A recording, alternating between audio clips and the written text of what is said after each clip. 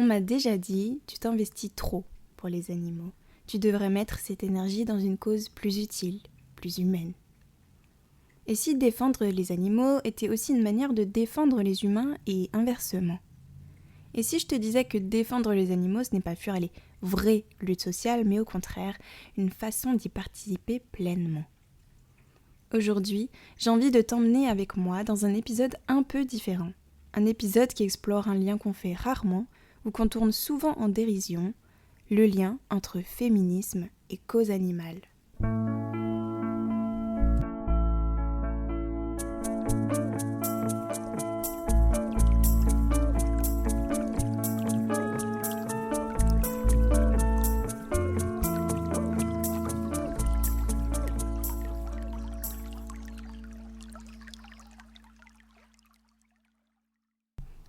Allô! J'espère que tu vas bien. Comme je te l'ai dit dans l'intro immersive, on part sur un sujet beaucoup moins terre-à-terre que d'habitude, puisque c'est un épisode où j'aimerais nous emmener dans une réflexion profonde, tout simplement sur la convergence des luttes entre féminisme et cause animale. Alors, je sais que la plupart de mes auditrices sont des femmes, mais attention, c'est pas parce que t'as un pipou entre les jambes que ça t'empêche d'être féministe. Et si tu es une femme sans être féministe, je t'avoue que c'est un peu bizarre, parce que même si tu n'es pas militante, en tant que femme, tu comprends tout de même cette lutte. Enfin, normalement. Tu l'auras compris, cet épisode devrait parler à tout le monde et j'espère qu'ensemble, on pourra en discuter dans le respect et la bienveillance. Mais pour poser nos bases correctement, je pense qu'il est important de bien définir ce qu'est le féminisme, histoire d'être sûr qu'on soit sur la même longueur d'onde.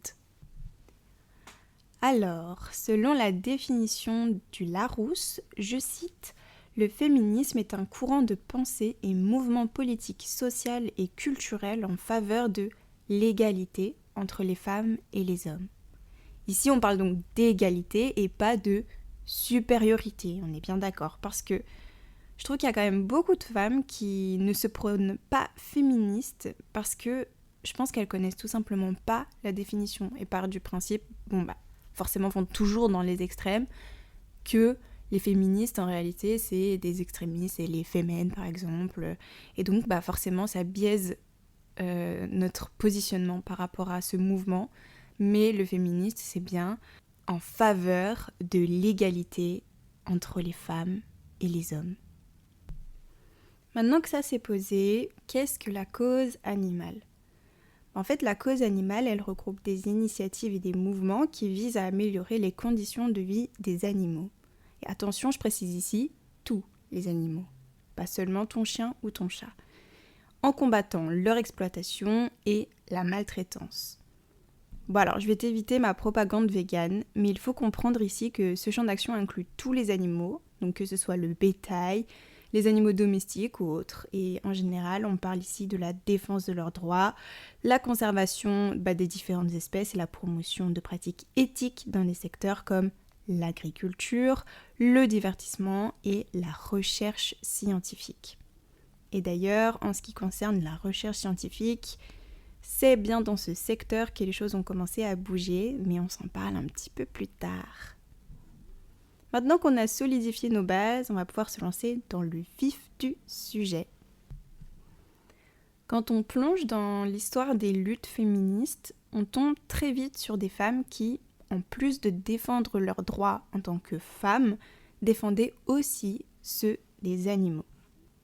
En fait, les premières fois qu'on a observé le lien entre les luttes, c'était au XIXe siècle en Angleterre avec l'apparition des premières militantes anti-vivictionnistes. Voilà. Peut-être que tu sais pas ce que c'est la vivisection, alors j'espère que t'es pas en train de manger, parce qu'il va falloir s'accrocher, c'est pas super beau à voir. La vivisection, c'est tout simplement l'ouverture du corps d'animaux non anesthésiés. Donc, les animaux sont littéralement ouverts, vivants, sans aucune anesthésie, pour contrer la douleur. Donc ils sont bien conscients de la douleur. On est bien d'accord, c'est abominable, et pourtant au début de l'expérimentation animale jusqu'au milieu du siècle dernier, cette pratique elle faisait souvent partie du quotidien. Et en fait, ces premières militantes refusaient que les animaux soient utilisés comme de simples objets d'expérimentation. Donc là, ça commence à soulever certaines questions. Et je vais d'ailleurs vous donner une petite anecdote sur ce sujet. C'est un certain Claude Bernard qui a popularisé ces pratiques expérimentales plus que douteuses, on est bien d'accord. Et en fait, il torturait principalement des chiens et des chats errants dans sa cave. Et bien dites-vous que ces expériences, elles étaient tellement horribles et cruelles que sa propre femme et ses 2 filles militeront plus tard contre la vivisection. Alors que le père de famille faisait clairement ça dans leur cave. Et elles, malheureusement, elles entendaient les cris des animaux, enfin c'est juste abominable.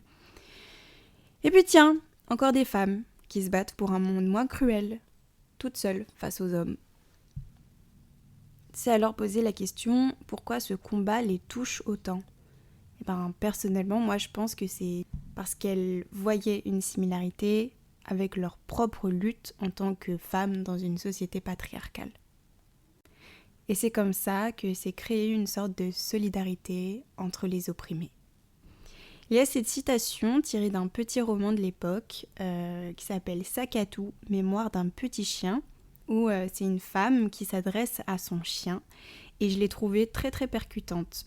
Donc je te cite l'extrait qui m'a fait quelque chose, qui m'a fait vraiment ressentir cette convergence des luttes. Je ne suis qu'une femme et tu n'es qu'un chien.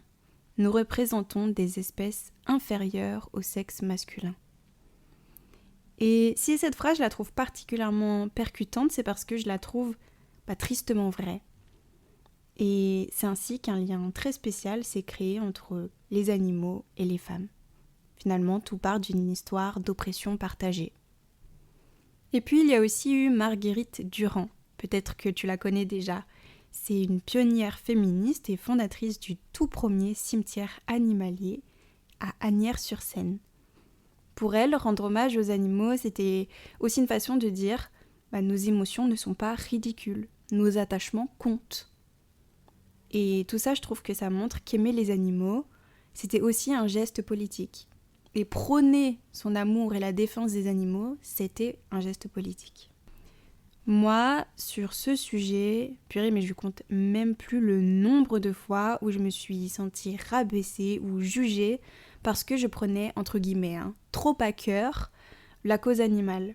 Déjà, sur le véganisme, alors je peux vous dire que sur le fait que je sois végane, ça a soulevé des cœurs. Et bon, j'ai décidé de ne pas te partager ma propagande végane parce que ce n'est pas du tout le but de ce podcast. Mais purée, si tu savais à quel point j'ai été tournée au ridicule juste parce que j'aime les animaux. Parce que je vois aussi de moi en eux des êtres sensibles mais à qui on ne donnera jamais la parole. On s'est tellement moqué de moi pour mon empathie, ma sensibilité, alors qu'en réalité c'est quand même de belles qualités, je trouve. On a même ri de moi parce que j'ai osé parler de deuil en parlant d'un animal.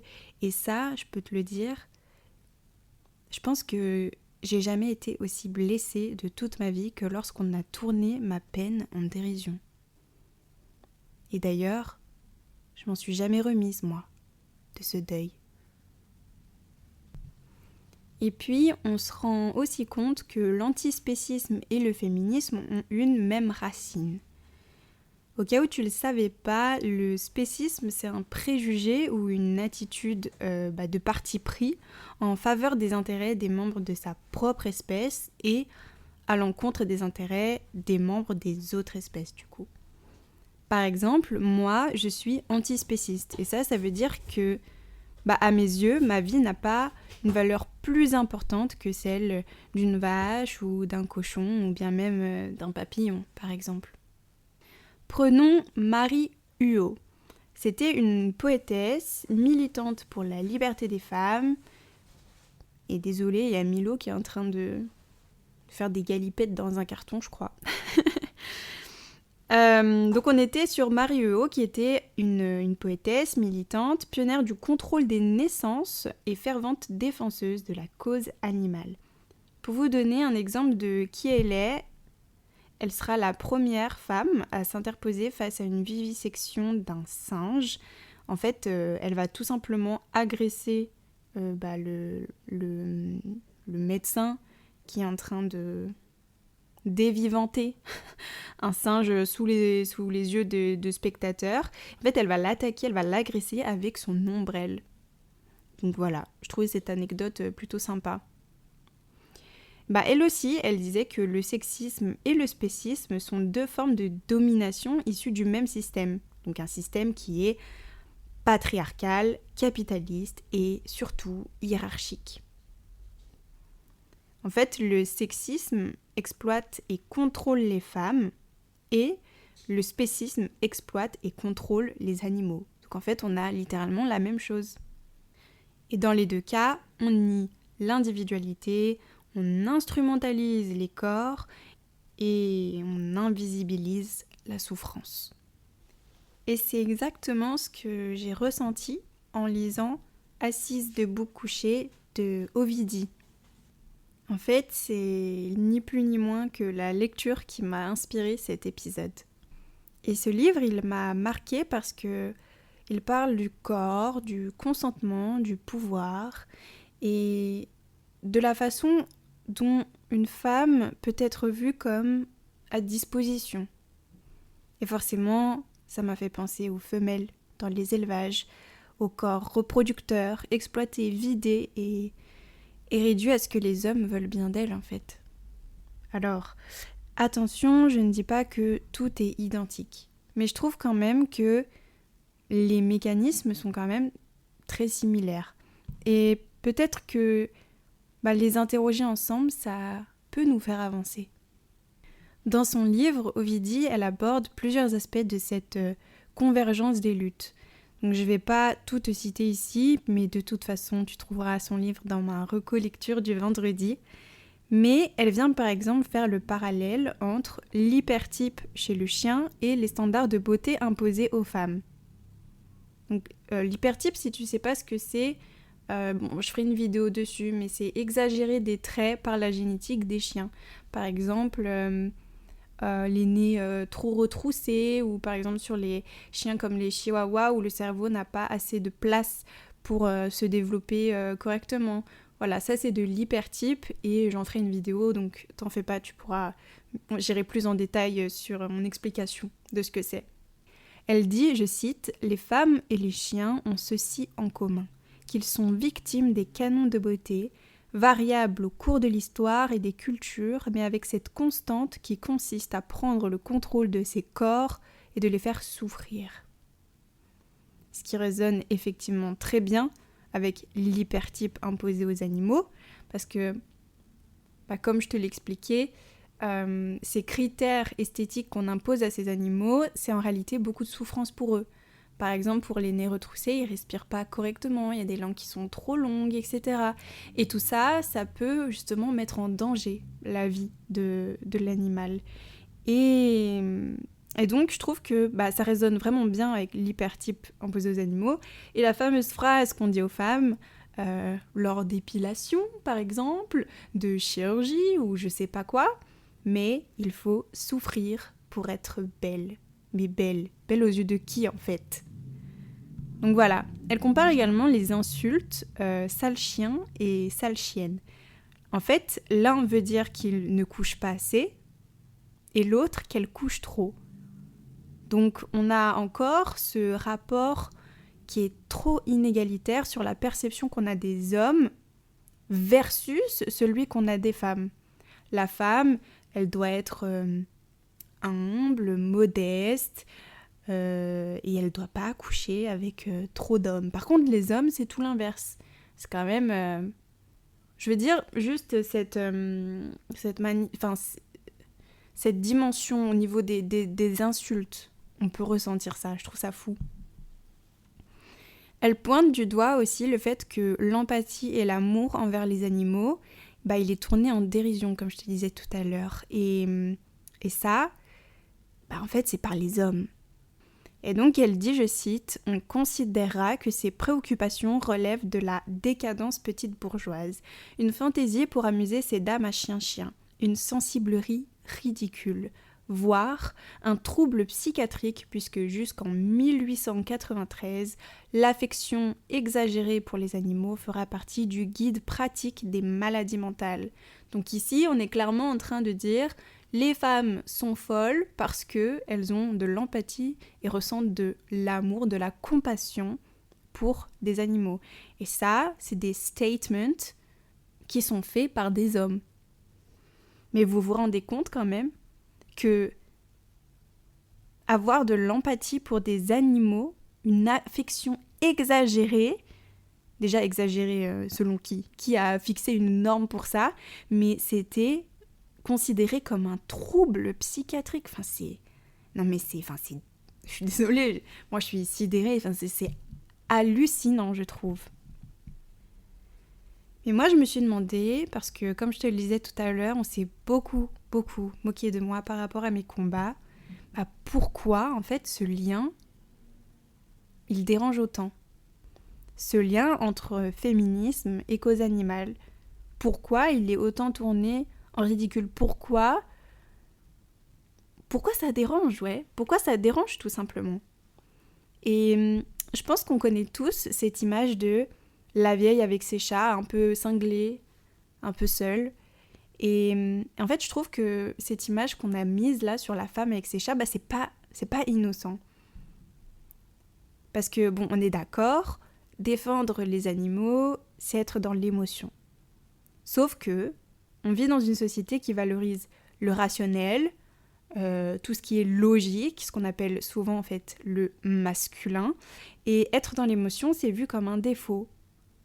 Et je trouve ça super triste. Et ça, en plus, c'est toujours attribué aux femmes. Voilà, moi je trouve que c'est super triste, tu trouves pas? Et puis, quand une femme parle de la souffrance des animaux, on lui reproche souvent de pas s'occuper de, entre guillemets encore, vrais sujets. Et ça m'énerve parce que, je sais pas, comme si on devait forcément choisir, comme si c'était soit les femmes, soit les animaux, comme si une même personne ne pouvait pas se battre contre plusieurs formes de domination en même temps. Alors que en vrai, finalement, ce serait pas l'éternel monotasking des hommes, ça? Blague à part, comme ma psy m'a dit, la vie, elle n'est pas binaire. T'es pas obligé de t'enfermer dans une petite boîte. La richesse de la vie, c'est de s'intéresser à tout et se battre pour des choses que nous voulons changer, qui ont une valeur pour nous. Moi, je suis féministe et je défends la cause animale. Comme je te le disais, je suis même antispéciste. Et aujourd'hui, j'ai arrêté de me sentir coupable pour ça. Je trouve même que c'est logique et cohérent de défendre la cause animale quand on est féministe. On se bat pour l'égalité de manière générale, de l'abolition de la cruauté dans cette société patriarcale et hiérarchisée. Et j'aimerais vraiment qu'on arrête de hiérarchiser les luttes. Ce que je trouve fou, c'est que le mépris qu'on a souvent pour celles et ceux qui défendent les animaux ressemble beaucoup au mépris qu'on a pour des émotions trop fortes, trop présentes, souvent attribuées aux femmes. En s'associant aux animaux, en fait, les féministes, elles disent haut et fort qu'elles possèdent les mêmes droits, c'est-à-dire presque aucun, que leurs congénères de poils et de plumes. Et ça, je trouve que c'est un message tellement fort. Nous sommes les opprimés et c'est une réalité. Et au fond, ce lien, il dérange parce qu'il est subversif. Parce qu'il dit, moi, je refuse qu'on exploite, qu'on maltraite, qu'on déshumanise, que ce soit un animal ou un être humain. Et c'est pour ça que ça dérange autant. Mais alors aujourd'hui, ça veut dire quoi militer pour les animaux en tant que féministe? Pour commencer, ce qui me fascine, c'est que cette idée de convergence des luttes, elle revient de plus en plus fort. On voit émerger des penseuses, des militantes, des créatrices de contenu qui font le lien entre l'écologie, le féminisme, l'antispécisme, par exemple nous, aujourd'hui, parce qu'en fait on comprend que tout est lié, que le système qui fait qu'on détruit la planète, qu'on qu'on objectifie les corps, qu'on nie la souffrance des animaux, en réalité, c'est le même. Et ce système, je pense que on peut le remettre en question pas à pas. Alors, n'hésite pas à t'instruire, à lire, à te poser des questions. Essaye au quotidien d'adopter un regard un peu plus critique sur nos choix de consommation, sur la façon dont on parle des animaux, des femmes et des minorités. Et surtout, parle-en. En parler, c'est vraiment important. Mettre des mots, créer du lien, c'est ce que j'essaye de faire ici, avec toi, dans chaque épisode.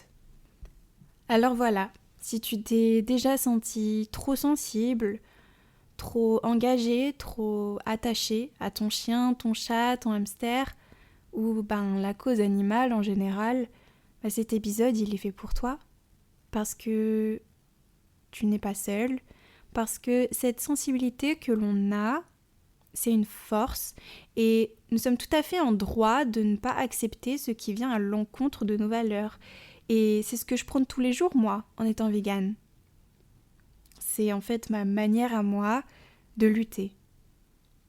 Et n'oublie pas qu'il n'y a rien de ridicule à se battre pour plus de compassion dans un monde qui en manque cruellement, je trouve. Sur ce, je pense que je vais conclure cet épisode là-dessus.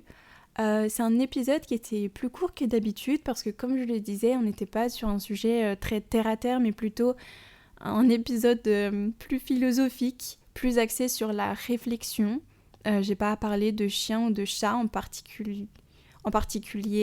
J'ai insisté sur plutôt les animaux de manière générale, l'antispécisme. Parce que moi c'est quand même un sujet qui me tient à cœur et je sais pas si tu t'en souviens, mais dans le tout premier épisode j'avais dit que j'aimerais élargir nos horizons, qu'on parle de plus d'animaux que le chat et le chien. Donc voilà, j'espère que ce genre de petit épisode plus axé sur la réflexion te plaît, t'aide, te guide, te donne de nouvelles perspectives et que c'était intéressant et que ça t'a donné envie d'échanger avec moi, je l'espère. N'hésite pas, en tout cas, à me contacter en DM, en commentaire. Je lis tout, j'aime vous répondre et j'aime vraiment beaucoup quand on m'envoie des messages. Donc, n'hésite pas à m'envoyer un petit message, ne serait-ce que pour me donner ton avis sur ce format. J'ai toujours pas vraiment pris de décision sur les formats longs, courts. Je pense que je vais faire des deux au feeling, sans me prendre la tête parce qu'on est là avant tout pour proposer du contenu toutes les 2 semaines qui soit qualitatif, intéressant, et ça sert à rien de blablater pendant des heures s'il n'y a pas tant de matière que ça. Donc voilà, moi je t'ai posé des pistes, tu trouveras les mentions que j'ai citées en description, et puis vraiment n'hésite pas à lire, à t'instruire parce que c'est vraiment très très important et j'espère que ma perspective par rapport à ce sujet-là était intéressante pour toi et voilà, je te fais des bisous à toi et tes loulous et bye bye.